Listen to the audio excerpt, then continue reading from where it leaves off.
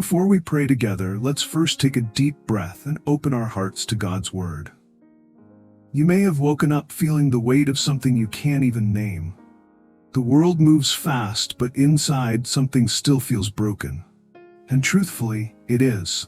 Since humanity first turned away from God, a deep crack split through creation between light and darkness, truth and deception, peace and chaos. We see it everywhere, in broken families, in injustice that never seems to end, in the quiet, aching loneliness that so many carry in silence. But if we're honest, that darkness isn't just out there. Sometimes it creeps into our own hearts, into our thoughts, our reactions, our quiet battles that no one else sees. Bitterness, fear, shame, pride. These don't just show up, they settle in. And the enemy? He knows exactly how to use them. But today, as we listen to God's truth, I want to remind you of something powerful. You are not alone in this battle. And what are you carrying right now? God sees it, and He's already making His way through it. You don't have to look far to see the signs of a world that's hurting. Pain isn't just a story in the news or someone else's burden. It's something many of us carry quietly every day. For some, it's the sound of an empty home after children have grown and gone. For others, it's the silent weight of bills that don't stop, a body that won't heal, or a heart shattered by loss. Maybe you're waking up after a sleepless night, wondering how you'll make it through another day, pretending to be okay. Maybe no one else even knows how heavy your soul feels right now. We're living in a world that's been deeply fractured, where wrong is often called right and truth feels hard to find. And in that confusion, in that spiritual fog, it's easy to feel small, unseen, forgotten. Even in rooms full of people, loneliness can press in like a thick, invisible fog. And when the world doesn't slow down to notice our pain, we start to believe the lie that maybe God doesn't either. But let me gently remind you, your brokenness does not disqualify you from God's love. In fact, it's often in our most fragile places that He draws closest. Scripture tells us, "The Lord is near to the brokenhearted and saves the crushed in spirit." He doesn't turn away from your weakness. He enters into it with you. So many of us try to hold it all together, to be strong, to smile, to keep going, but inside we're unraveling. And we wonder, where is God in all of this? Why does healing feel so far away? But what if I told you that He's been nearer than you think? That the pain you're walking through hasn't gone unnoticed? That the tears you cried last night were seen, counted, and held by the very hands that shaped the stars? You don't have to pretend in His presence. You don't have to be perfect to be loved. Because God isn't waiting for a cleaned-up version of you. He wants your honest heart right here, right now. But here's something we don't often talk about sometimes. The heaviest battles we face aren't on the outside. They're the ones waged in silence, within our own minds and hearts. The enemy, Satan, rarely comes with thunder and fire. He doesn't need to shout to tear someone down. No, he's far more subtle than that. He uses discouragement like a slow poison. He plants doubt when you're already weary. He whispers lies just loud enough to sound like your own thoughts. You're not strong enough. God's done with you. If people really knew, they'd walk away. And over time, those whispers grow roots. He doesn't need to destroy you in one blow. He just needs you to believe that you're beyond help. He knows where your scars are. He knows your regrets. He knows the secret struggles you're too ashamed to speak aloud. And He loves to twist them until all you see is failure and all you feel is shame. That's how isolation begins. Not because God is left, but because the enemy convinces you to hide. Anger, envy, lust, addiction, bitterness, comparison, they're not just temptations. They're footholds, open doors, and when left unchecked, they become walls between you and peace, joy, purpose, God. But even in those moments, even in the middle of your most hidden battle, there's something the enemy doesn't want you to know. He's already lost. The war was decided the moment Jesus rose from the grave. The cross didn't just save you from sin, it declared victory over every dark force that would try to steal your soul. Yes, the enemy is real.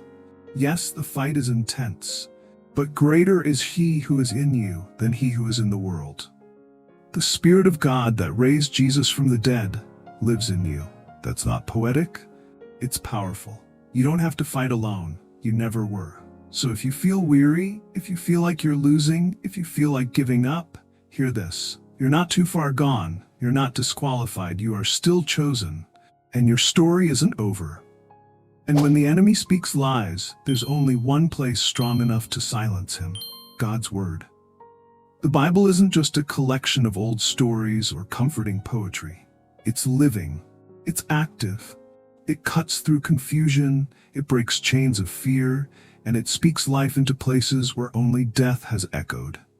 In a world where truth feels like shifting sand, God's promises are a rock unchanging, unshakable. Psalm 121 reminds us, "The Lord will keep you from all harm. He will watch over your life.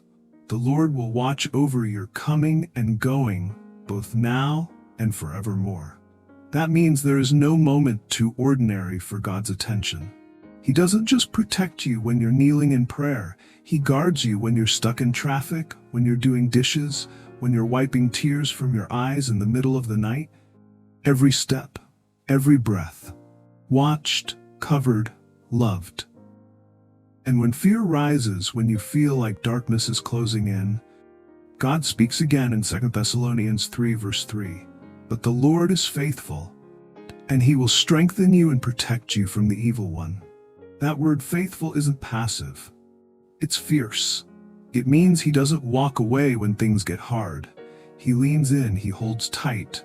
He steadies your feet when everything around you is shaking. And who could forget Psalm 23 verse 4? "Even though I walk through the valley of the shadow of death, I will fear no evil, for you are with me." His rod and his staff don't just guide you, they defend you. When shadows fall, they don't erase his presence, they reveal it. You might feel surrounded, but never by despair. You are surrounded by the unshakable presence of the shepherd who never leaves your side. So when lies press in, when shame whispers loud, when fear steals your breath, run to the Word. Open it. Declare it. Stand on it. It is not just a comfort. It is your weapon. It is your shelter. It is the truth that holds you when everything else falls apart.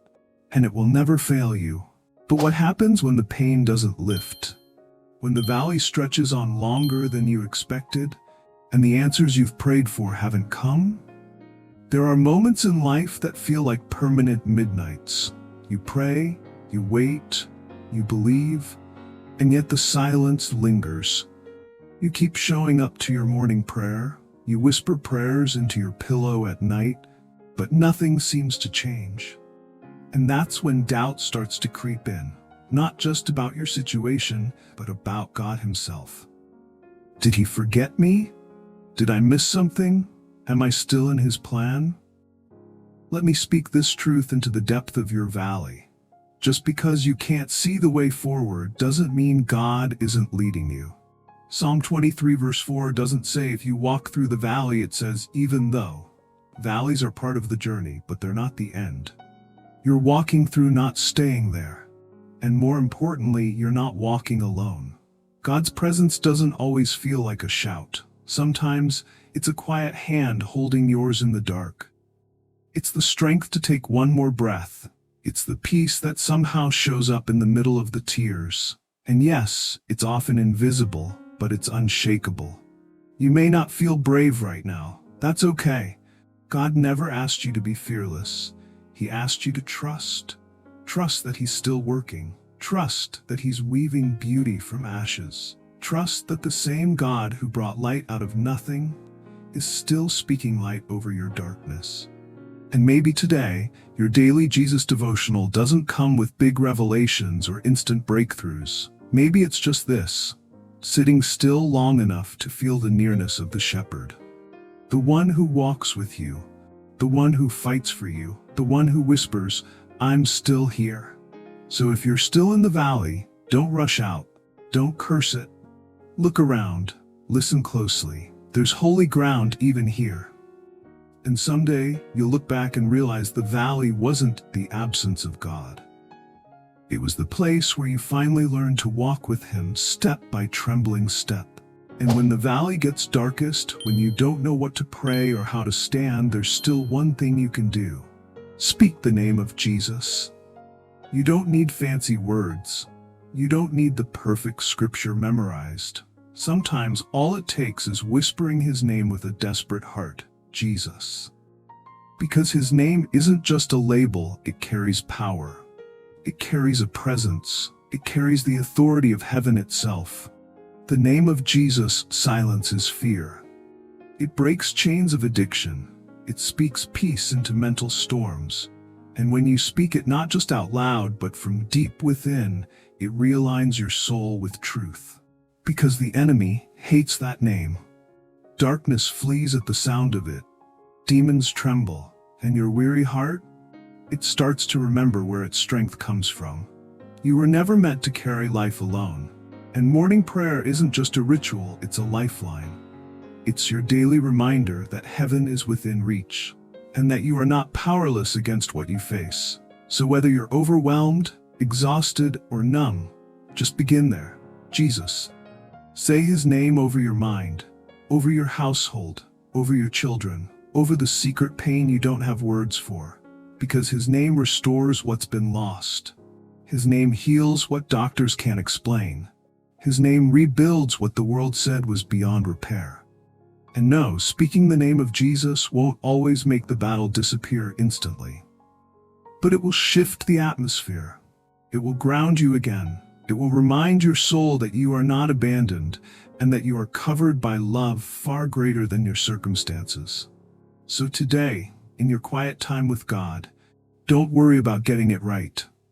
Just say His name with your whole heart. Say it when you rise. Say it before you sleep. Say it when the anxiety creeps in. Say it when the tears won't stop. Because in the name of Jesus, there is hope. There is healing. There is victory. And there is rest for your weary soul.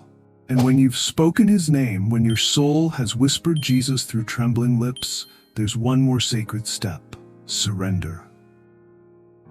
It sounds simple, but surrender isn't weakness. It's not giving up. In God's kingdom, surrender is where real strength begins. It's the moment you stop striving in your own power and start trusting in His. We've been taught to fix, to hustle, to prove we're okay. But what if God isn't waiting for your performance? What if He's waiting for your honesty? Because surrender isn't about having it all together, it's about finally admitting that you don't. And that's exactly where grace rushes in. Jesus never asked you to carry the burdens alone. In fact, He said, "Come to me, all you who are weary and burdened, and I will give you rest." That invitation wasn't for the perfect. It was for the tired, the broken, the ones who are done pretending. So if today feels heavy, if your morning prayer feels more like a cry for help than a quiet devotion, bring it all. Lay down your fears, your guilt, your shame. Lay down your doubts, even the ones you're afraid to say out loud. God can handle your questions. He welcomes your mess. You don't need to earn His nearness. You simply need to open your hands. And maybe the most powerful prayer you'll speak today is, "Lord, I can't, but you can." That's not giving up. That's faith. That's the quiet trust that says, "I don't see the way, but I know the one who does. And I believe He's still leading me." Let go of the need to control. Release the pressure to perform. God doesn't bless perfection. He blesses surrender. Because in that holy letting go, you'll find something you've been longing for. Peace. Not just peace around you, but peace within you. And it's there, in that quiet place of surrender, that you begin to live not in your own strength, but in His. And now, in this quiet moment, after all the pain, the questions, the surrender, let's come before the Lord in prayer. Heavenly Father, I come to you today not as someone who has it all together, but as someone in need of you deeply, desperately, daily. Lord, I lay my heart bare before you. You see every fear I carry, Every tear I've cried in secret, every burden I've tried to carry alone, and still, you welcome me. You embrace me. Thank you for being the God who never turns away the broken. You don't wait for me to be perfect. You draw near even when I'm weak, even when I'm tired, even when all I have left is a whisper of faith. You are my safe place, my refuge, my daily strength. Lord, I ask that you renew my spirit today. Wash me in your mercy. Cover me with your peace. Remind me that I don't need to prove anything. I only need to rest in your presence. Speak truth over every lie I've believed. Heal the wounds I've hidden from the world, and fill the empty spaces with your Holy Spirit. Protect me, Father, not just from harm I can see, but from the subtle traps of the enemy. Guard my mind, my heart, my steps. Let your word be a lamp to my path and a shield for my soul. And for every person listening right now who feels unseen, forgotten, or too far gone, wrap them in your love. Let them feel the warmth of your nearness. Let them know they are still chosen, still held, still yours. Jesus, thank you for never giving up on us. Thank you for walking through every valley, for standing in every fire, for loving us back to life. In your mighty, beautiful, victorious name we pray. Amen. And now that we've prayed, don't just rise with comfort and rise with confidence, because your prayer wasn't just heard. It was received by the one who reigns. So today I declare this over your life. You are not defeated. You are not forgotten. You are not a victim of your past, your pain, or your circumstance. You are a child of God, redeemed, chosen, covered by the blood of Jesus. No weapon formed against you will prosper. That doesn't mean the weapon won't form. It means it won't win. Not when your feet are planted on God's word. Not when your heart is held by the King of Kings. You are shielded by divine protection. You are surrounded by angel armies. You walk not in fear, but in faith. You live not under shame, but under grace. When the enemy comes to steal your joy, remind him, Jesus already won. When fear rises, speak his name. When doubt whispers, answer with the truth. When darkness falls, remember light has already come, and his name is Jesus. You are covered from the crown of your head to the soles of your feet. Your thoughts are guarded, your spirit is awake, your soul is anchored in truth. So step into this day not as someone trying to survive, but as someone fully alive in Christ. This is your daily prayer. This is your quiet time with God. This is your declaration. I am loved, I am whole, I am his. And in Jesus' name I will not be shaken. Let the world tremble. Let the storms rage. I know who walks with me, and he is greater than anything I will ever face. If this morning prayer has touched your heart, I want you to know it wasn't by accident. God sees you, he's speaking to you, and he's not finished with your story. So if something in today's message spoke to your soul, would you type amen in the comments? It's more than a word, it's a declaration. A simple way of saying, yes, Lord, I received this. And if there's something heavy on your heart, something specific you need prayer for, don't carry it alone. Share it with us in the comments. We read every one, and we would be honored to pray with you. If this daily prayer brought peace or strength to you, would you share it with someone who might need it too? You never know whose heart is hanging on by a thread. Your share could be their lifeline. Until next time, may the grace, peace, and unfailing love of our Lord Jesus Christ be with you always. You are held, you are loved, and you are never alone.